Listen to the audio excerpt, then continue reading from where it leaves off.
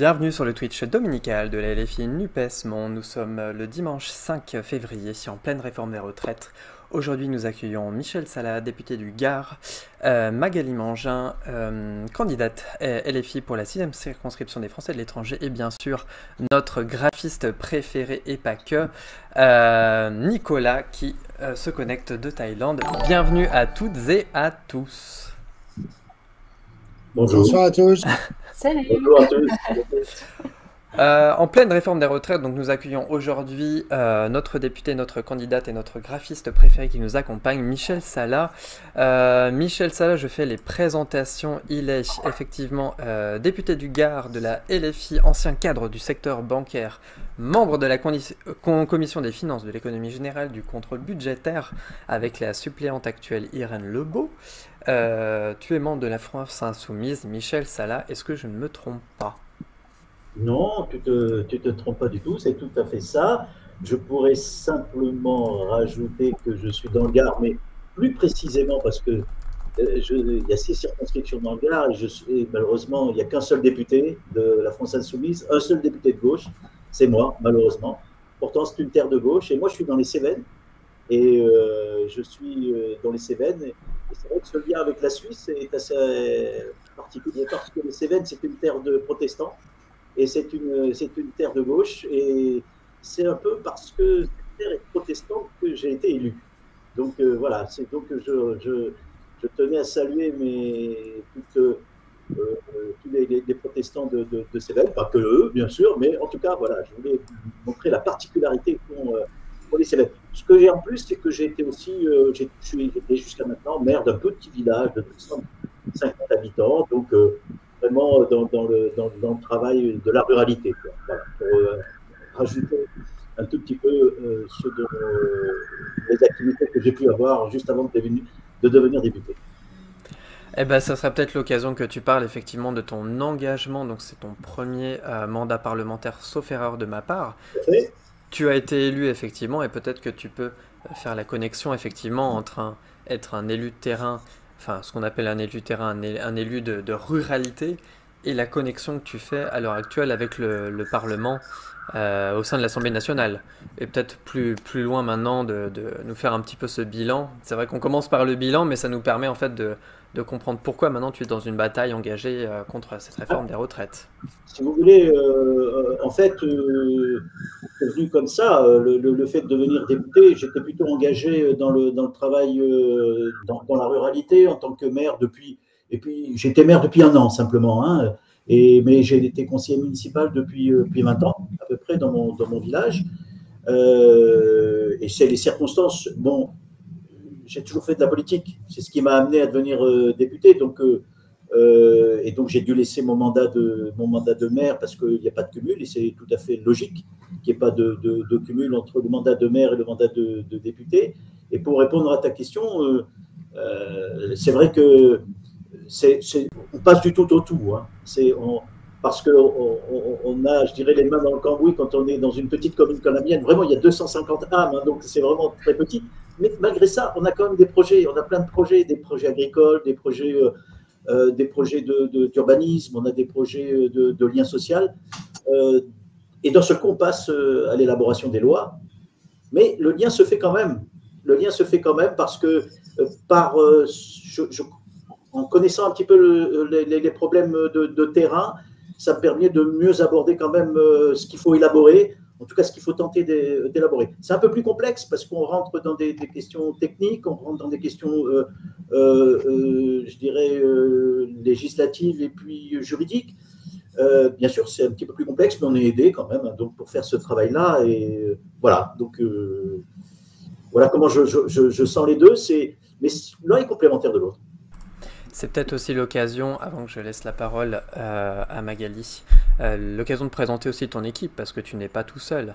J'ai eu affaire à 2 de tes attachés parlementaires pour préparer cette émission-là, mais comment en fait tu collabores en équipe? Parce qu'effectivement, il y a la partie émergée de l'iceberg que tu représentes au niveau de l'Assemblée nationale, mais derrière, tu n'es pas tout seul. Tu as des gens, tu as des sympathisants, tu as des militants, tu as une équipe. Est-ce que tu peux un peu rendre à César ce qui est à César? puis c'est important de commencer par là. Et avant de parler des collaborateurs, je parlerai principalement de nos groupes d'action.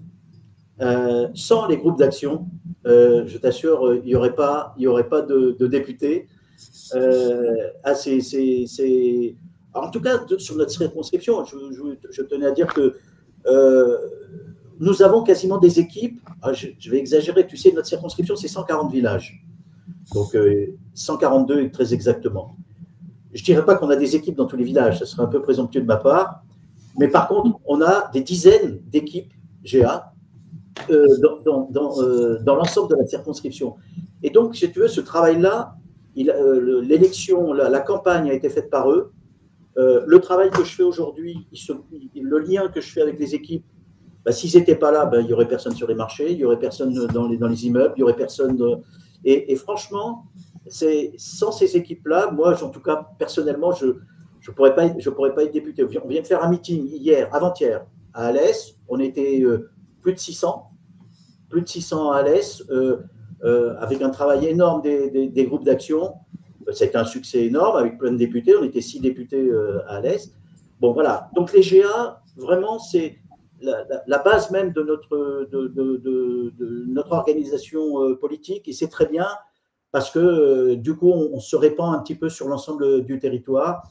Une espèce d'autonomie comme ça, politique, qui est mise en place et qui fait que voilà, il y a un dynamisme. Alors, on est quand même dans une région un peu où on est assez âgé. Et du coup, le député, il n'est pas tout jeune. Hein, je suis le doyen du groupe LFI. Mais bon, c'est pas grave, c'est comme ça, il en faut un, c'est moi. Voilà, donc voilà pour les GA. Ensuite, il y a ma suppléante, d'abord, Irène Legault, qui est maire d'un petit village de Dourby, vraiment dans la montagne, près du Mont Égual. C'est un mont qui culmine à 1000 mètres, où il y a normalement en ce moment, il doit y avoir plein de neige et tout ça. Elle est impliquée au niveau des collectivités, de son village et tout ça. Donc, elle m'aide beaucoup.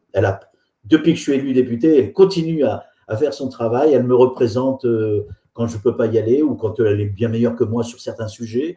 Donc, voilà. Donc, il y a Irène. Et puis, il y a mes 3 collaborateurs. Donc, ça fait un petit moment maintenant, ça fait 2-3 mois qu'on est ensemble. Alors, il y a Paul-Louis, qui est à Paris, qui m'aide sur tout le travail législatif, et il va avoir du boulot à partir de demain. Je veux dire, il a intérêt à être en forme pour les 15 jours qui viennent. Et puis, on a Armand, que tu connais, que tu as eu au téléphone, qui s'occupe de la com, qui s'occupe de ce qui se passe sur notre circonscription. Et puis, on a Agathe, qui, elle, coordonne le tout.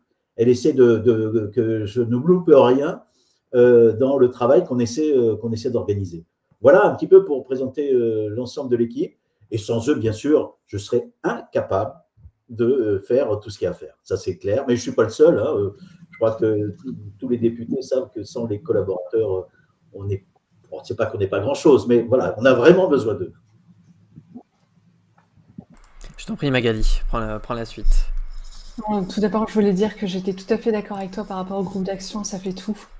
Quand je regarde au niveau de la campagne, ce qu'on a vécu, nous en Suisse, quand on a vu la dynamique qui s'est produite, et en fait, ça change tout quand on a des personnes qui s'occupent des sites internet, de Twitter, du Facebook, de tout ce qui est organisation de meetings, de où est-ce qu'on peut se retrouver, de tout ce qui est publicité aussi. Parce que là, on a de la chance d'avoir Nicolas qui est ici, il s'occupait de tous nos visuels pendant la campagne, et ça, c'était un énorme travail.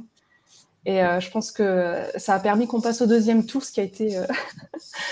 C'était une super belle surprise quand on a vu qu'on est passé au 2e tour. Et bon, on a perdu, je ne sais pas si tu connais le député de notre circonscription, c'est Marc Ferracci. Donc, on a eu l'occasion après d'avoir un débat télévisuel avec lui sur la RTS, donc la radio-télé suisse. Donc voilà, on a donné le maximum, et franchement, sans les groupes d'action, on ne peut pas en arriver là. Donc je suis tellement d'accord avec toi. Enfin, je vois pas comment. Je veux dire, il y a des députés qui peuvent devenir députés sans personne, mais je veux dire, c'est pas de même nature. Voilà, je pense que c'est pas de même nature. volonté d'être député, c'est d'être avec une équipe, et c'est vrai que du coup, moi j'ai l'impression d'être contrôlé un petit peu. Je veux dire, je suis député aujourd'hui, mais je dois rendre compte au minimum déjà au GA, avant de rendre compte à la population. Je dois rendre compte au GA, et je peux t'assurer que comme ça marche bien les GA, eh ben, ils demandent, et là, tiens, je dois faire une réunion bientôt, d'ici une semaine, ils m'ont dit, il y a ça, ça, ça et ça qui ne va pas, il faut que tu t'améliores là-dessus. Et puis, je trouve ça normal, tu vois, voilà, ils sont là pour te booster, pour te contrôler, et voilà, c'est comme ça que je construis la politique. Ouais, je suis tout à fait d'accord. Je me dis aussi, pour moi, en fait, être député, c'est aussi être un porte-parole. Et tout ça, c'est une dynamique d'équipe et on est ensemble. Donc, je comprends tout à fait. Moi, ça me surprend quand des personnes veulent être députées et ils font ça tout seuls. Pour moi, c'est un ensemble. Voilà. Voilà, c'est ça. Je crois que c'est ça qu'il faut pour résumer un peu ce qu'on doit. Un député LFI, ça doit être ça, quoi. Je veux dire, des équipes, contrôle, et puis voilà, c'est notre travail de porte-parole, comme tu disais. C'est ça. Si je peux me permettre, il y a aussi un problème de masse de travail, en fait. C'est-à-dire qu'en fait, peu de gens le réalisent forcément, mais un député, être député, c'est énormément de travail dans l'hémicycle, dans la circonscription, etc. Et c'est vrai que sans une équipe, justement, pour soutenir tout le travail à réaliser, et sans le GA, justement, tout devient beaucoup plus compliqué. Et je pense que c'est là aussi qu'on voit la force du collectif. En fait. Exactement. Juste un exemple, tu vois, pour aller dans le sens que tu décris, 2 exemples même. L'académie me demandait de voir un petit peu comment allait se préparer cette rentrée scolaire. Mais bon, l'académie, elle s'organise sur notre coin et dans le département.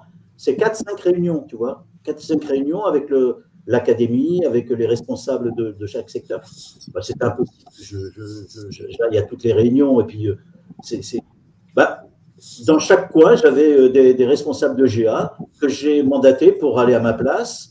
Et voilà, ils y vont, ils font des comptes rendus, on essaie de mettre ça ensemble. Et puis ensuite, j'aurai une possibilité de pouvoir faire un rapport de tout ce qui a été dit dans l'ensemble de ces réunions. Et la deuxième, c'est j'ai été voir un hôpital reculé d'un désert, dans un endroit quasiment désertique du Gard, où il y a un hôpital, un petit hôpital, donc on espère qu'il va se maintenir. Et ben voilà, là aussi, j'ai été visiter avec le directeur, avec les syndicats, on a visité cet hôpital. Et ben, les copains et les copines qui habitent sur le coin sont venus en délégation avec moi. Ils ont été invités à pouvoir visiter cet hôpital. Parce qu'en plus, ils connaissent mieux l'hôpital que moi. Je veux dire, parce qu'ils s'en servent, ils y vont. Voilà, donc c'est ça les équipes. C'est que ça sert aussi à faire tout ce travail-là. Sinon, on n'y arriverait pas, tu as raison de le dire. Ça nous fait une bonne transition du coup sur la réforme des retraites, puisque c'est un travail d'équipe et c'est un travail de parlementaire. 75 députés LFI plus 1 gagné, je crois que ça nous fait 76 du coup. René qui nous a récemment. Effectivement, et ça nous fait donc du coup un grossissement général de la NUPES. La réforme des retraites, du coup, comment ça se passe, comment ça a commencé, et actuellement la mobilisation dans le Gard, et comment tu l'observes, puisque tu fais quand même des allers-retours assez nombreux sur la capitale parisienne. Alors, il y a 2 choses, bien sûr, comme tu le dis, il y a ce qui se passe, sur le terrain, et moi j'essaie d'être là, d'être à toutes les manifestations à Alès, qui est, je dirais, la ville principale du nord du Gard. Moi, il y a 2 grosses villes dans le Gard, il y a Nîmes et il y a Alès. Donc, je suis plutôt représentant du nord du Gard, des Cévennes, de toute la zone minière, ancien pays de mineurs. Et donc, dans cette partie-là, la mobilisation est très forte. Il y a une vieille tradition de lutte chez nous, donc, parce qu'il y a eu ces mineurs. Donc, il y a eu un parti communiste très fort et qui est encore présent, même si c'est un peu différent aujourd'hui, les choses bougent un petit peu. Et donc, la mobilisation est très forte. On a, première manifestation, on était 7 à 8 000, la deuxième, on était 12 000, Et avant-hier, on a fait un meeting, je te dis, de 700 personnes, ou 600 et quelques personnes.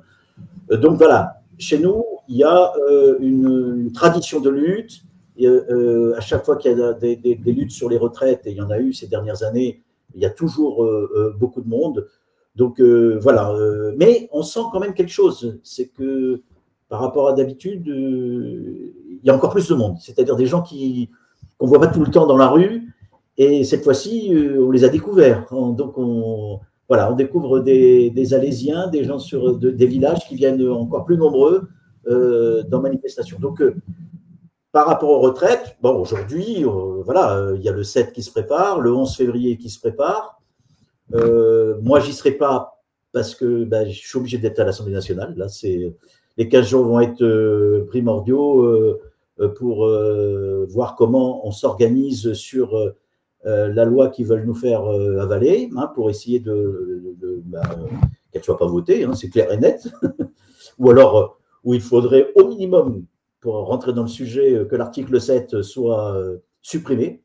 Si cet article 7 est supprimé, alors on peut commencer à discuter, c'est-à-dire qu'on reste à 62 ans, puisque c'est l'article qui passe de 62 à 64 ans.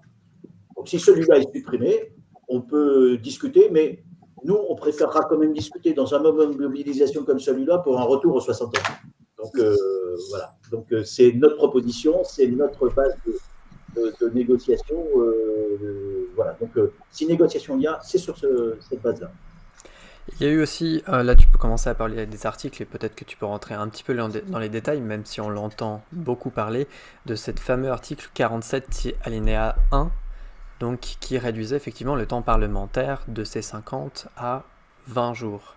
Dans quel cadre en fait le gouvernement a-t-il utilisé cet article ?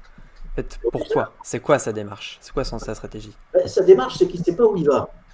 Il faut partir de là. Mais oui, c'est-à-dire il ne sait pas où il va, c'est-à-dire qu'il ne sait pas s'il aura une majorité à l'Assemblée nationale. Et j'ai l'impression qu'il ne prend pas le chemin d'avoir une majorité à l'Assemblée nationale. Mais on verra. Je ne veux pas non plus vendre la peau de l'ours. Donc il a utilisé il a deux possibilités. Il a d'abord une première possibilité, c'est d'utiliser le 49.3. Ça, c'est à tout moment. On est dans ce qu'on appelle un PLFSSR, un projet de loi sur la sécurité sociale rectificatif. Donc, ça lui permet d'utiliser un 49.3, c'est-à-dire de tout arrêter et de décider ce qu'il a envie. Mais ça la fout très mal. Donc, il préférerait convaincre une partie de la droite pour voter avec lui sa réforme. Ce qu'il est en train de faire. Elisabeth Borne a annoncé ce matin quelques reculs sur les index seniors pour mieux faire passer la loi. Bon, je pense que ça ne suffira pas. Mais voilà, donc premièrement, il y a ce 49.3. S'il n'a pas d'accord avec les autres partis, il utilise ça, il fait ce qu'il veut, mais l'opinion publique, ça va râler quand même, parce que ça fera le 11e 49.3 sur une loi aussi importante que celle de la retraite. C'est compliqué. Donc, il s'est dit, je vais quand même… Alors oui, je rajoute quand même qu'en passant par un PLFSSR, comme on dit, un projet de loi de la sécurité sociale rectificatif, il y a un danger pour lui au niveau constitutionnalité. Parce qu'on est quand même, normalement, c'est fait pour modifier le budget de la sécurité sociale. Ce n'est pas fait pour faire une loi sur les retraites. Donc, peut-être que là, il aura du mal à faire comprendre aux constitutionnels que c'est juste d'avoir pris ce véhicule-là pour faire passer cette loi pour passer de 62 à 64. Donc voilà, ça c'est la première chose. Mais il s'est aussi, en faisant ce PLFSSR, comme c'est difficile à dire, c'est aussi la possibilité de limiter la discussion. Et donc on a 50 jours. On a 50 jours parce qu'il y a un article 47.1 qu'il peut utiliser. Et on a 50 jours pour travailler. C'est-à-dire que nous avons 20 jours pour discuter au niveau du Parlement, pas plus. Et dans ces 20 jours, attention, il y a même ce qu'on appelle la niche parlementaire du Parti socialiste. Ils n'ont pas voulu l'enlever alors qu'on aurait pu le faire. Mais pour limiter, pour pas qu'on puisse discuter, ils ont maintenu la niche parlementaire du PS et le 9 février, nous devrons discuter, et c'est bien sûr, mais c'est peut-être pas le moment, des projets de loi du Parti socialiste, puisque c'est sa journée parlementaire. Donc on aura ces 20 jours à l'intérieur desquels des jours ne seront pas, on ne pourra pas débattre de cela. Et ensuite, si rien n'est voté parce que le débat n'est pas terminé, alors au bout des 20 jours, on passe au Sénat. Et eux ont également 15 jours pour pouvoir débattre. Et ensuite, ça reviendra soit en commission mixte paritaire. Et si le débat n'est pas terminé au niveau du Parlement et du Sénat, alors la loi, et c'est ça qu'ils veulent faire, leur permet en fait d'appliquer une espèce de petit 49.3, enfin petit ou gros 49.3, c'est par ordonnance qu'ils pourront faire cette loi en toute liberté.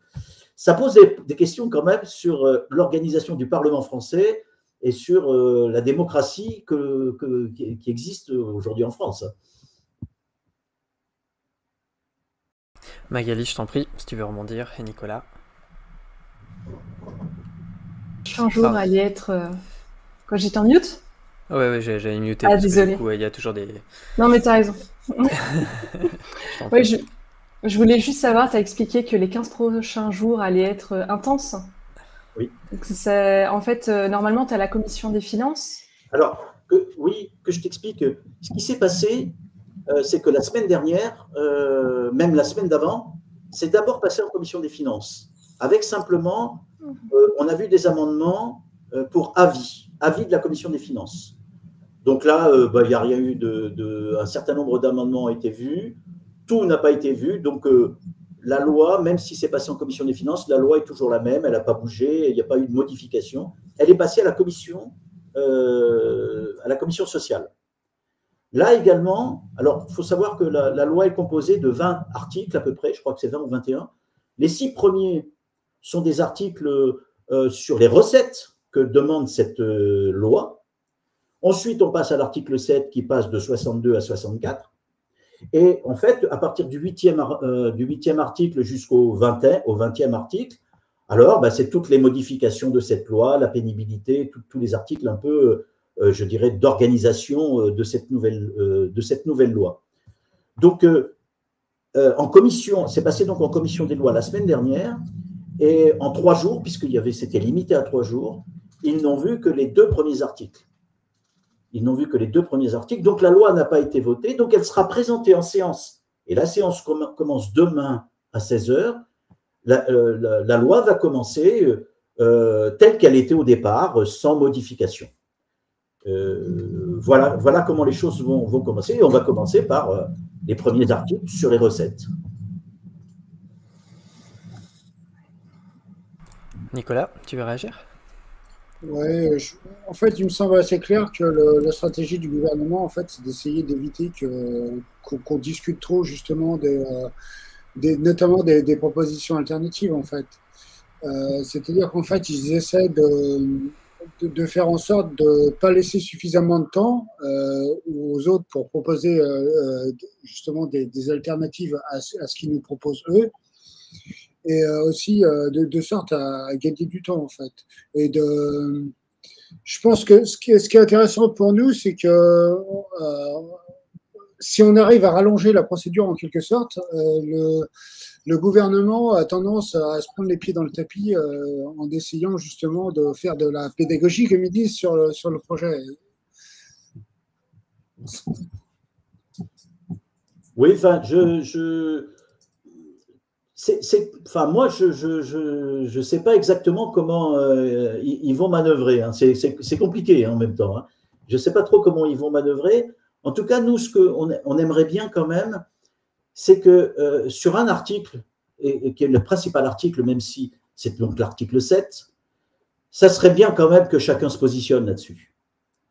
Alors, ça peut être à double tranchant. Donc, c'est pour ça que je vous dis que rien n'est... Même stratégiquement, rien n'est arrêté au niveau du groupe, rien n'est arrêté au niveau de la NUPES. Parce que c'est compliqué de savoir comment les autres vont réagir. comment vont réagir les membres notamment de la République, les Républicains. C'est assez compliqué. Donc, nous, ce qu'on a fait, c'est qu'on a pris tous les outils pour pouvoir soit faire allonger, soit raccourcir le temps de débat, suivant comment les choses pouvaient se passer, parce qu'on ne maîtrise pas, et on le maîtrisera petit à petit, mais on est prêt. Tous les députés LFI seront là demain, donc il n'en manquera pas un. Et donc, on est prêt, on a un nombre d'amendements suffisant pour pouvoir travailler. On a 7000 amendements, on peut en retirer, on peut en rajouter. Je dirais, notre travail, on a des outils flexibles qui nous permettent stratégiquement de bien aborder l'affaire, sachant que l'affaire, c'est quoi? C'est de montrer, d'appuyer les mobilisations sociales. Hein. Nous, ne laissons pas croire que la question des retraites se traitera au Parlement. Ça serait une erreur fondamentale. C'est pas là que la retraite se sera retirée. Il faut pas y croire, sinon on bernerait les gens à faire croire cela. Hein. On fait un travail qui va appuyer les mobilisations sociales, et c'est les mobilisations sociales qui vont faire que ce projet va être retiré, j'espère. Mais en fait, je pense que un des enjeux qu'on a justement au niveau du Parlement, c'est de montrer qui se situe comment, en fait. C'est-à-dire qu'on voit, on a eu par exemple le Front National qui a pas mal changé de position, qui zigzague un peu en fonction de l'opinion publique, etc. On a aussi les LR qui sont un peu dans une bataille politique avec l'ancienne République en marche, Renaissance maintenant. On voit bien que justement un des enjeux, c'est justement de faire cerner qui est pour quelle forme de réforme, entre guillemets, et qui en fait est complètement contre ou qui peut éventuellement s'accommoder en fait de la réforme telle qu'elle est proposée à l'heure actuelle. Et j'en profite aussi pour appuyer sur le fait qu'il y a 2,5 millions de personnes, plus de 2 millions qui sont dans la rue. Peut-être que comment observent ces groupes parlementaires-là, qui ne sont pas de notre bord, surtout ces républicains qui se posent la question de... Il y a des gens dans la rue, quoi. Enfin, ça bouge. Donc dans leur circo, c'est pas rose tous les jours, à mon avis. C'est pour des gens qui les interpellent sur les marchés. Exactement. Etc. C'est pour ça que, vous le disiez les uns et les autres, ce qui peut être intéressant dans le débat et d'aller au fond dans le débat sur les retraites, c'est de montrer qui défend quoi. Si on prend le RN, il y a deux choses qui apparaissent aujourd'hui, soi-disant défense contre cette retraite, bien sûr, mais premièrement en ayant une politique nataliste insupportable, qui est rétrograde au possible, et bien sûr en demandant que les cotisations patronales baissent. Alors, voilà les deux axes. Voilà les deux axes de la politique sur les retraites du Rassemblement national. Bon, quand on va à expliquer ça, en expliquant bien ça aux gens, les gens savent très bien que la meilleure façon de sauver nos retraites, c'est d'avoir des cotisations équilibrées, d'avoir la maîtrise de l'argent sur lesquels nous mettons les retraites en place.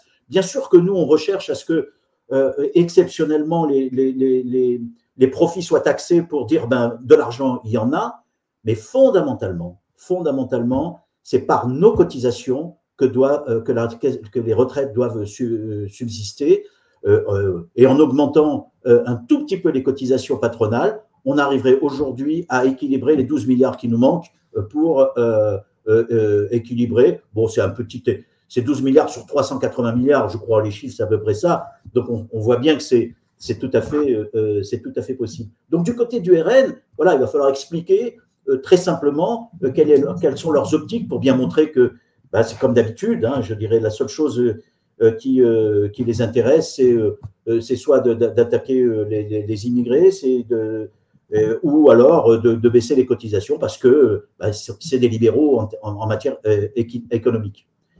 Les autres, au niveau de LR, c'est plus compliqué. Non, c'est pas plus compliqué. Je pense qu'ils ont les mêmes positions en matière de cotisation vis-à-vis des entreprises, mais ils sont divisés quand même entre eux, et notamment sur la question des seniors, hein, qui est une question qui est bien sûr pas réglée par le gouvernement et qui est pas réglée dans la loi, puisqu'on va paupériser les seniors dont les entreprises ne veulent plus et qu'ils mettent à la porte, et qui vont se retrouver au chômage et qui vont se retrouver dans des conditions où il va falloir encore payer des périodes sans travail jusqu'à ce qu'ils puissent atteindre la retraite. Et là, c'est plus 62, mais c'est 64, avec des dépenses énormes qui vont être faites par le…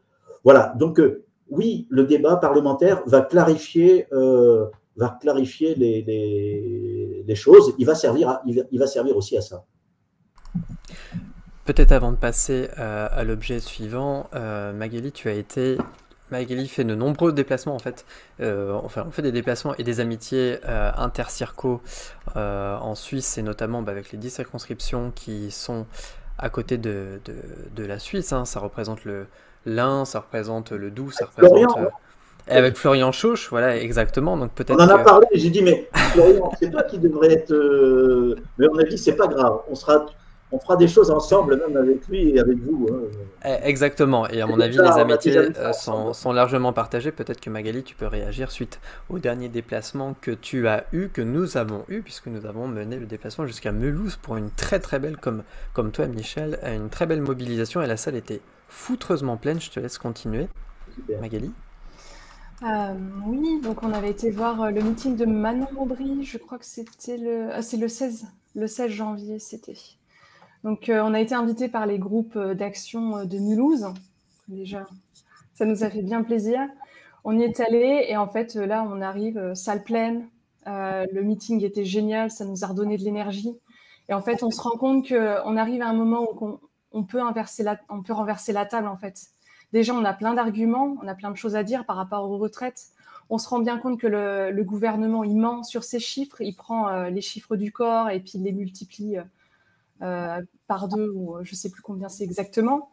Ensuite, donc déjà, il ment, il n'a aucune… voilà, donc déjà, il ment. Et ensuite, on se rend compte qu'en parallèle, le gouvernement ne fait aucun effort par rapport… au fait que pour Dassault, pour les avions de chasse, on perd 43,5 milliards.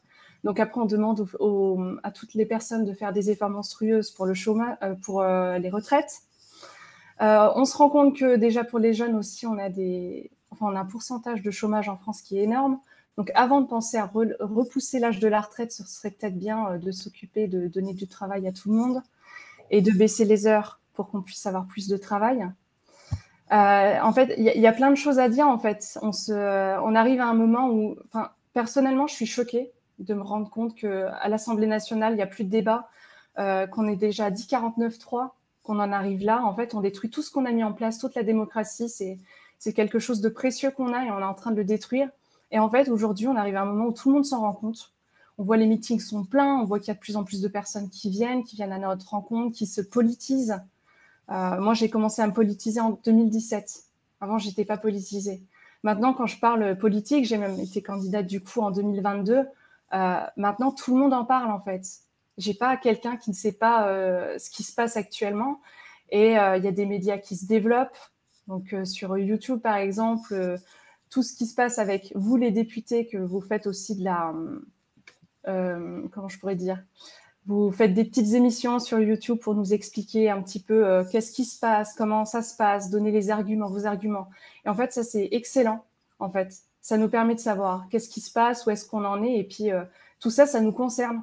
Jusqu'à maintenant, on nous a dit, en gros, laissez faire. Il y a les politiciens qui vont s'en occuper. Faut faire Sciences Po pour devenir député. Et puis là, on arrive à un moment où, en fait, ils ont tellement fait de mal, en fait. On arrive tellement à un moment critique que tout le monde se met à faire de la politique, qu'on a des candidats qui viennent de partout. Donc, on a eu l'occasion de rencontrer aussi la semaine dernière… non, c'était cette semaine, lundi, j'ai eu l'occasion de rencontrer Stéphane Ravaquet, qui était candidat, donc c'est un boulanger, qui était candidat à Besançon. Et en fait, maintenant, ça vient de partout. On a Rachel Keke de tous les milieux, tous les corps de métier. Et ça, en fait, je pense que c'est une force. Et quand on voit ce qui se passe actuellement, toute la mobilisation, en fait, ça donne un coup de fouet, en fait. Je me dis, il n'y a pas d'autre alternative, on va y arriver. Tu as tout à fait raison et j'espère que ce que tu dis va se réaliser. Mais ce que je trouve d'important dans ce que tu dis, c'est que ce travail de député qui est important, hein, il faut surtout pas, il peut être fait par tout le monde. Hein. Rachel Keke nous le démontre et elle le fait plus que bien, tu vois. Donc voilà, je pense qu'il faut. D'abord, c'est pas un travail, c'est une représentation. On n'est pas des pros et il faut surtout pas qu'on devienne des pros. On a des collaborateurs pour se faire aider lorsqu'on est limite sur certains sujets. Mais surtout, il faut que tout le monde puisse devenir député. Ça, c'est essentiel.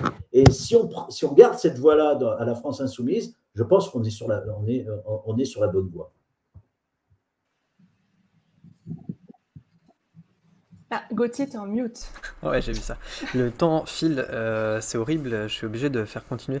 La deuxième partie aussi qui concerne un peu les Français de l'étranger, puisque très récemment, du coup, ça ne datait que du mois passé, sauf erreur de ma part, où les députés LFI, mais de la NUPES en général, je crois, ont reçu en fait la liste des contacts des circonscriptions de référence, effectivement. Tu as été choisi, ça aurait pu être quelqu'un d'autre, mais comme référent pour notre circonscription de la 6e circonscription des Français de l'étranger, Suisse et Liechtenstein. Nous avons la chance, peut-être qu'on peut toujours en mettre un peu une couche, mais la chance d'avoir que 2 pays, même si le Liechtenstein est quasiment un quartier de la Suisse, mais notre collègue ici présent, Nicolas, fait partie de la... Tu vas me compléter, je t'en prie, Nicolas. De la 10e circonscription. C'est ça que tu souhaitais qui rassemble, je crois, une quarantaine de pays. 41 pays, en fait. C'est la circonscription qui est la plus importante en termes de nombre de pays. S'étend de la Russie à la Nouvelle-Zélande, en passant naturellement par tous les pays d'Asie. Donc, en fait, c'est une zone géographique vraiment très, très large. Effectivement, et c'est vrai que les Français de l'étranger représentent environ 1 600 000 Français, sauf erreur de ma part, tu me corrigeras, Nicolas ou Magali, à l'extérieur de la France, et pas forcément tous des expatriés riches, financiers, machin chose, mais aussi des choix de vie, des choix de projets, tant privés que professionnels, qui nous amènent à nous déplacer. Est-ce que vous avez un peu connaissance à l'Assemblée nationale, même en général dans le groupe parlementaire LFI, des problèmes des Français de l'étranger? Peut-être que tu as entendu parler des consulats, de la fermeture des consulats, de manque de moyens dans les consulats, des fonctionnaires. Je vais être honnête, non, pas véritablement. Le seul biais, ce que tu viens de me donner, la petite information, si tu veux, qu'en étant à la commission des finances, j'ai été chargé d'un rapport spécial. Tu sais, on peut faire des rapports spéciaux qui vont aider à élaborer le budget de la nation. Et donc, j'avais une petite partie à m'occuper, qui était celle de la DGFiP, ce qu'on appelle la direction des impôts, et de l'INSEE et de l'économie sociale et solidaire. Voilà, j'ai 3 sur lesquels je dois faire un petit rapport pour voir les budgets qui sont alloués, voir ce qui va pas. Et c'est vrai que dans le cadre de la DGFiP, je crois, Banque de France, je crois, on a eu un état de ce qui se passait à l'étranger et le problème des ambassades où c'est la catastrophe. Voilà, ça c'est. Et ce que j'ai pu en tirer, je crois que on l'a mis dans notre rapport, hein, c'est marqué dans le rapport qu'on n'a pas pu présenter puisque 49.3 oblige, on ne présente plus rien, mais le rapport est fait. Et dans ce rapport, je crois que j'en suis même certain, j'ai noté le fait que la Banque de France nous disait que, ou la DGFiP, je crois que c'est de la DGFiP, nous disait qu'il ne pouvait plus diminuer le nombre de personnel au niveau de l'étranger et que sinon leur mission ne pouvait plus être faite, quoi. C'était plus possible. Donc ça, c'est noté dans le rapport pour bien montrer qu'on ne pouvait plus diminuer les effectifs. Mais voilà, est-ce qu'ils vont l'entendre? Ils ne l'ont pas entendu puisqu'ils continuent à diminuer les effectifs. Voilà, c'est uniquement par ce biais-là. Après, je connais mal ce qui se passe. La seule chose dont mais ce n'est pas de même nature, bien sûr, c'est les Outre-mer et tout ça. Donc on a, mais avec nos députés d'Outre-mer, moi on a commencé un petit travail sur la Guyane ou des trucs comme ça. mais c'est pas l'étranger. Si je peux me permettre, je t'en prie, Nicolas, continue. Il y a quelques petits biais entre guillemets entre eux et nous. C'est-à-dire qu'en fait, il y a cet aspect un peu citoyen de deuxième zone, si je peux m'exprimer ainsi. C'est-à-dire qu'en fait, on a tendance à être je dirais un peu loin des yeux et loin du cœur en quelque sorte. C'est-à-dire qu'en fait, on sent qu'il y a quand même un décalage entre les besoins et les moyens qui sont mis, si je peux m'exprimer ainsi. C'est-à-dire qu'on, notamment au niveau des services publics, bon, ça, on a tous pu le constater que ça se passe partout pareil, c'est-à-dire en métropole également, mais on est particulièrement touché. Pour donner qu'un exemple, pour faire court, nous, on a un de nos camarades ici qui est en train d'essayer de se battre pour maintenir un des bureaux de vote ouverts à l'occasion des élections. Et c'est vrai que bon, c'est difficile en fait. Il y a de moins en moins de monde, il y a de moins en moins de moyens qui sont alloués, etc. C'est pas évident à gérer, quoi. Oui, tu as raison. Comme tu disais, loin des yeux, loin du cœur. C'est ce que, en tout cas, si je parle des camarades qui sont députés de l'outre-mer, c'est ce qui se passe à l'Assemblée. Et je peux te dire qu'il y a une bronca en ce moment, mais tout parti confondu. C'est-à-dire, c'est complètement transversal. Il y a aujourd'hui, je crois même qu'ils se sont réunis, encore une fois, il y a à peine une semaine, pour ne plus supporter la politique de ce gouvernement envers les territoires d'outre-mer. C'est un véritable scandale. Et ce qui est dit dans l'hémicycle est souvent un scandale. Et donc, voilà, il y a aujourd'hui un travail transpartisan sur les questions de l'outre-mer qui est bon, parce que les députés ne supportent plus la façon dont ils sont traités par ce gouvernement. Oui, en effet, ils ont fait une très belle tribune commune et c'était justement, ça faisait chaud au cœur de voir en fait que tout le monde était capable de s'agréger et qu'on avait à nouveau quelque part une forme d'unité nationale, notamment avec nos outre-mer. Personnellement, ce qui m'a toujours choqué justement, c'est la manière dont on se comporte avec des territoires qui font partie de la nation à proprement parler. Je trouve ça très problématique en fait. Oui, tout à fait, tu as raison. Oui. Après, c'est vrai que sur l'aspect plus les Français de l'étranger, pour répondre aussi à la question précise qui était posée, c'est vrai que moi, je découvre un peu ce sujet-là, hein, il faut que je sois honnête, et peut-être qu'il serait bon qu'on voit comment travailler sur les problèmes les plus importants qu'on puisse rencontrer. Et ça, je veux dire, il faut qu'on voit comment on peut faire. Je veux dire, comment on travaille là-dessus. Donc, je suis preneur d'éléments que je pourrais, je dirais, transmettre et discuter avec mes camarades pour voir comment on peut améliorer, en tout cas, un certain nombre de choses. Et je peux partager un petit visuel. D'accord. On a une de nos camarades dans la Circo 9 qui nous a demandé justement d'effectuer un travail pour justement mettre en exergue quelques petits points de vue. Et je pense qu'en fait, justement, l'occasion de la réforme des retraites, c'est aussi un bon moment justement pour mettre en lumière certaines problématiques. Parce qu'en fait, bon, c'est principalement des histoires d'éducation et de retraite, bon, naturellement de fiscalité aussi un peu. Bon, c'est les principaux enjeux qu'on a à rencontrer en fait.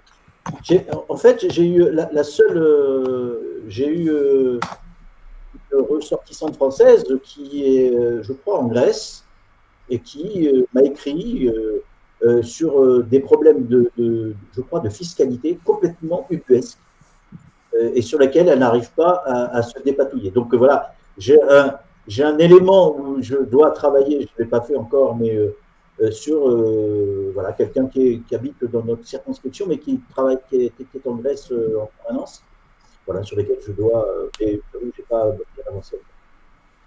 Mais c'est intéressant ce que tu dis là, parce que nous aussi, on pourra te faire remonter de notre circonscription de manière amicale les problèmes de retraite, les problèmes de licenciement. Effectivement, le droit du travail en Suisse, c'est une véritable feuille de papier. Et le document que nous a envoyé Jean-François de Duchet, donc, qui est élu à la coordination du pôle, corrige-moi Magali, Assemblée des Français de l'étranger. Assemblée des Français de l'étranger, puisqu'il est élu au Brésil, et effectivement ça fait froid dans le dos de savoir que notre retraite à nous sera totalement impactée par cette réforme-là, et que je crois qu'ils prendront que 25 ans. J'ai pas eu la totalité de lire le document, mais 25 années, puis qu'il faudra rallonger, ça sera jusqu'à 67 ans du coup à la fin pour partir en retraite, si et seulement par rapport à un amendement que j'arriverai mal à le dire, mais en Suisse, la retraite a été prolongée en plus il n'y a pas si longtemps que ça. La Suisse a perdu sa bataille des retraites, la gauche a perdu à 13 000 voix près, alors ça serait dommage qu'en Suisse, et de manière solidaire, en France, pardon, mais à culpa, en France, on perd cette bataille-là, alors que c'est important, que ça impacte des millions de personnes. Et je te fais une dernière anecdote. Nous avons envoyé une newsletter, effectivement, en Suisse pour informer de cette bataille-là, et puis on a eu quand même une centaine de retours très négatifs en disant: nous sommes très fiers de travailler, nous devons travailler jusqu'à 65 ans, 66 ans, 67 ans, si je suis en Suisse, c'est pas pour y payer des impôts, etc., etc. Je fais mais non, nous sommes solidaires, nous sommes le peuple français, nous sommes soi-disant égalité, liberté, égalité, fraternité. Enfin, ce triptyque-là, il n'a pas que de sens de l'argent. Enfin, on a quand même un système solidaire de répartition et non de capitalisation, et c'est ce vers quoi, à mon avis, le gouvernement Macron veut arriver, quoi, concrètement. Enfin, il veut laisser ça. Après, je pense que ça dépend aussi qui est-ce qui est derrière le mail. Bien sûr, là on a eu que des réponses négatives, mais on a eu quand même quelques réponses très, très sympathiques, beaucoup plus jolies, on va dire. Malheureusement, ce sont plus souvent les opposants qui répondent aux emailing que les sympathisants. Effectivement. Mais pour une fois, tous les collègues de la France Insoumise et sympathisants ont quand même bien reçu la newsletter qu'on avait communiquée. On va terminer par une toute petite partie, ça arrive déjà trop vite malheureusement. Tu es aussi membre de la commission, vice-présidente de la commission je l'avais sous les yeux, autant pour moi, la partie internationale. Mince, je l'ai perdu. L'association France-Colombie. Oui, voilà. L'association des amitiés France-Colombie, dont le président est un camarade qui est Adrien Clouet, qui a pris la présidence de cette association. Et moi, je me suis mis également en tant que vice-président dans cette association, par je dirais, accointance importante avec la Colombie. J'adore ce pays. Les enfants sont de Colombie, donc voilà, c'est tout. Et puis alors, donc ça pouvait que tomber bien pour moi. Donc on va voir. On est en train de travailler avec Adrien. C'est Adrien qui. Mais bon, on travaille sur une modification d'un accord économique entre l'Europe et la Colombie, le Pérou et l'Équateur, je crois, où bien sûr cet accord économique est pas un bon accord économique, il est pas bon, il n'a pas été avalisé par la Belgique, et donc on aimerait bien le modifier, sachant que toute l'Europe ne l'a pas signé. Et donc on va sûrement proposer une modification de cet accord économique entre l'UE et ces trois pays de mettre en œuvre, principalement Adrien, mais je suis associé à ce travail avec lui. Mais on a d'autres projets également. Enfin, là, pour l'instant, j'ai d'autres projets, notamment au niveau de la DER du tiers-monde, notamment de l'Afrique. On est en train de travailler un peu comme les Belges. Je suis beaucoup d'amis belges, donc voilà, on est en train de travailler aussi sur la dette de l'Afrique et voir des modifications sur les conditions de leur remboursement. Voilà, bon, au niveau international, voilà, il y a des petites choses qui sont en train de se mettre en place. Super sympa. Je vous en prie, on arrive vers le mot de la fin. Du coup, Nicolas, Magali, je vous en prie, honneur à l'international. Ah, Nicolas, vas-y. Allez. Non, non, honneur à Magali. Honneur à J'ai Magali. un peu Allez, plus honneur à parlé Magali. qu'elle, donc. Je t'en prie. Voilà. On arrive sur le mot de la fin. Bah, en tout cas, ça m'a fait super plaisir que tu viennes nous rencontrer, Michel. Je pense que ça va être important qu'on puisse travailler ensemble pour te faire remonter tout ce qui pose problème au niveau des Français de l'étranger. Donc, je pense qu'on a vraiment de la chance de t'avoir avec nous. Non, mais c'est vraiment avec plaisir et je ne sais pas comment encore resserrer ces liens, en tout cas pour travailler concrètement. Hein, c'est ça aussi, c'est ça le but, essayer de faire avancer des choses très précises. Et c'est mon rôle et j'espère qu'on arrivera à concrétiser certaines choses qui ne vont pas et puis peut-être plus même, et ça on verra en fonction. Moi je suis avec mes collaborateurs, on est assez ouvert prêt à faire des choses avec vous, soit par vidéo, soit en présentiel. Voilà, tout est possible. Super, bah c'est noté. Merci. Nicolas, je t'en prie. Moi, je voulais juste en fait remercier Michel pour son temps et puis pour nous avoir justement partagé son expérience en tant que député, nous avoir fait un peu découvrir ce qui se passe à l'Assemblée, etc. Je pense que c'est quelque chose qui est très éclairant pour beaucoup de monde et ça fait du bien d'entendre aussi qu'on a des gens qui nous représentent, qui sont au combat pour nous tous, voilà. Et donc un grand merci. Et ce que je veux dire, c'est que je pense que pour pas qu'on le fasse qu'une seule fois, on peut se dire que ces choses-là peuvent être répétées. Une petite vidéo sur ce qu'on fait de temps en temps, je crois que moi je suis prêt. Hein, je veux dire, aller jusqu'au bout du travail qu'on m'a demandé aussi, hein, de ce lien avec la Suisse. Donc, voir avec mes collaborateurs, mais c'est possible qu'on puisse faire un point d'une heure comme ça, régulièrement. Quand je dis régulièrement, ce n'est pas toutes les semaines, mais voilà, je m'engage à le faire, il n'y a pas de souci. Super. Je vais remettre donc du coup le générique de fin. Je vous garde tous, restez connectés s'il vous plaît pour un tout petit débrief tout de suite après qu'on prendra le temps ensemble. Générique de fin, donc merci d'avoir suivi. Hop là, je vais me remettre, pardon, devant avec ma tronche, voilà. Merci d'avoir suivi en tout cas ce Twitch de la LFI NUPES mondiale. Nous étions le dimanche 5 février en pleine réforme des retraites avec Michel Sala, Magali et Nicolas. Nous nous retrouvons, je fais quand même la promotion la semaine prochaine avec l'éditeur de Vivre en Macronie, qui est l'éditeur de Alan Barth. Ça sera la semaine prochaine, dimanche prochain. Oui, Choupidou, je t'en prie, pose ta question, je vais terminer mon monologue. Nous serons avec Anthony Roux, effectivement, qui nous présentera sa maison d'édition Antédition et qui va nous parler donc du coup des différentes caricatures. J'appelle vraiment à soutenir notamment ces projets artistiques, puisqu'ils en sont en 6e et que nous remercions le gouvernement Borne et Macron de nourrir autant de créativité. Et nous serons bien sûr suivis la semaine prochaine avec Jean-Yves Lecomte, sénateur des Français de l'étranger, qui va nous donc du coup faire la suite du côté du Sénat, de savoir ce qui se passe un petit peu. Dernière question d'un des membres de Twitch qui s'appelle Choupidou et qui disait: est-ce que le 11 c'est dans toutes les villes la manifestation? Question à Michel. Bonne question. Je pense que oui. Je pense que c'est dans toutes les régions. Oui. Je ne pense pas que c'est une manifestation centrale. Ok, donc voilà, tu as ta réponse. Ça sera dans toutes les villes, dans tous les lieux: Toulouse, Bordeaux, Rennes, Strasbourg, Mulhouse, pas très loin de la Suisse, à Pontarlier. Le sens de ça, c'est de mobiliser les gens sur là où ils sont. Hein, donc, on ne va pas tous les faire monter à Paris, ça serait compliqué. Pas toujours, et puis ce qui est économiquement, effectivement, c'est pas Ceci dit, écologique. Une belle manif bien massive à Paris, ça peut avoir une certaine... Ouais, c'est peut-être pas le moment encore. On va garder ça encore voilà, dans notre...